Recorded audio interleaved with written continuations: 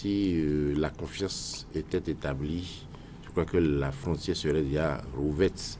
Et c'est ça le plus important. Heureusement que mon ami n'est pas dans le dispositif politique gouvernemental du Bénin pour servir ses propos aux autorités nigériennes. Il faut aujourd'hui des propos de confiance, de mise en confiance, pas des propos d'accusation, parce que vous n'en savez rien en fait. Personne n'en sait rien. C'est un chef d'État. Ce sont des chefs d'État qui parlent. Le chef d'État nigérien a parlé. Le chef d'État du Bénin a parlé. Alors, quelle enquête avions-nous fait de façon objective pour se positionner, pour dire que l'autre avance des arguments fallacieux et que l'autre qui dit la vérité. Donc, c'est ce que les deux ont compris. Ils ont commencé par se parler. Il faut saluer déjà ce qui se passe. Si les deux chefs d'État ont gardé le contact et parlent toujours et se voient quand des occasions se présentent, comme celle de la Chine et comme celle de New York, je dis c'est une bonne chose. Et que des rencontres entre des militaires, donc des chefs d'état-major, soient en vue, je dis il faut saluer la question pour en arriver à la confiance mutuelle. C'est très important.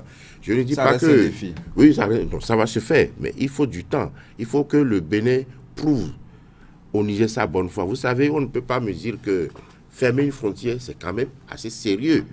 Et ça fait des mois que ce soit de façon émotionnelle ou sur juste un coup de tête ou sur juste une revanche, je ne pense pas. Parce que quand même, il y a quand même des faits. Il y a une situation empirique que le Bénin en son temps avait décidé d'être le porte-flambeau de cette attaque contre le Niger. Et après le recul, je crois que les autorités béninoises ont pensé quand même que c'était une mauvaise posture qu'elles avaient prise en son temps et qu'il ne fallait pas aller à ce niveau, pousser le curseur à ce niveau, que c'était déjà trop dit.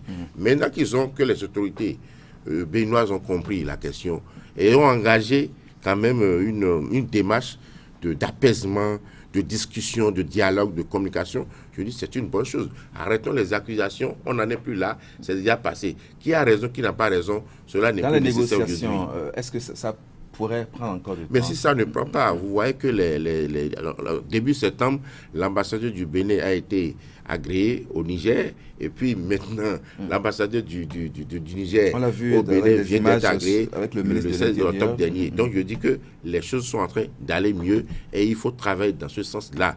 Et il faut bien écouter ou lire, relire aussi le communiqué des anciens chefs d'État béninois qui s'étaient rendus, qui étaient allés voir, toucher du doigt. Est-ce que vous remettez en cause ce qu'ils ont dit? Donc, si vous ne remettez, je vous prie d'aller lire, si vous ne remettez pas en cause, parce que eux, ils sont allés voir, ils ont écouté. Et lorsqu'on veut discuter, il faut laisser les accusations.